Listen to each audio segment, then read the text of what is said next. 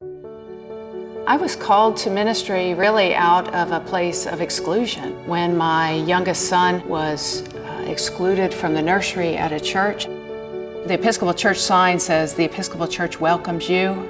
And my feeling was, if the church wasn't a place where people with disabilities could come, then we need to take those signs down.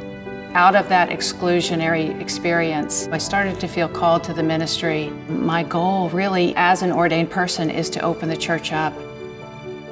We are not living into the fullness of who we're meant to be as a community until we can be open and accessible and invite everybody in. A year ago, I got a call from a colleague because he had received a call from Brian's mom, who lives in South Jersey. Brian suffers from quadriplegia.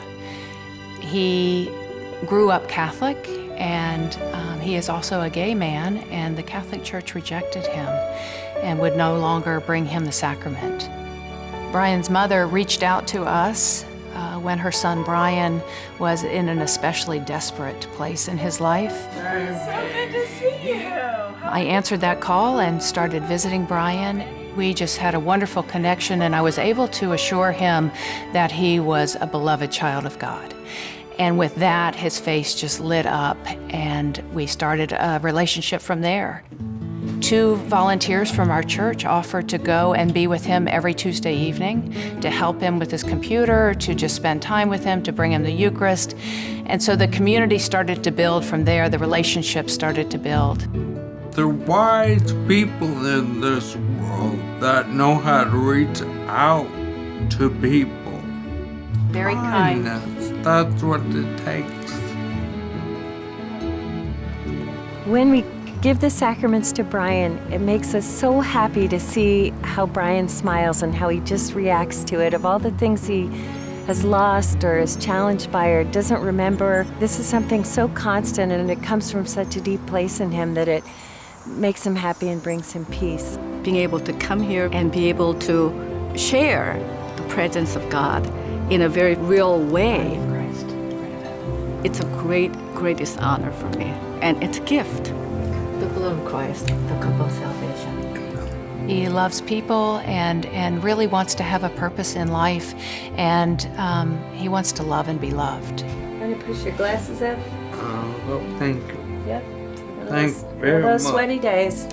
You done good, kid. It got to the point where the relationships between our parishioners and me and Brian were growing, and the next obvious step was that Brian wanted to be part of this community here. So I put a call out to Brian Siegel, an architect who is also a member here. His team of builders showed up with just wood in the back of a truck, and they built the ramps that we have now that are temporary. When Brian and his mom, Marianne, arrived on the Sunday of the Christmas pageant, they wheeled up those brand new ramps that Brian and his team had built. They got him up the 2 ramps, and as they were entering into the church, all of the children from our pageant, the Christmas angels, were gathering in the narthex. And just as they started to walk down the aisle, Brian and his mother wheeled in right behind them. It was a moment of inclusion and fulfillment for Brian, something that he had wanted for many years after being excluded from the church. And here he was, welcomed with the saints and the angels of this congregation.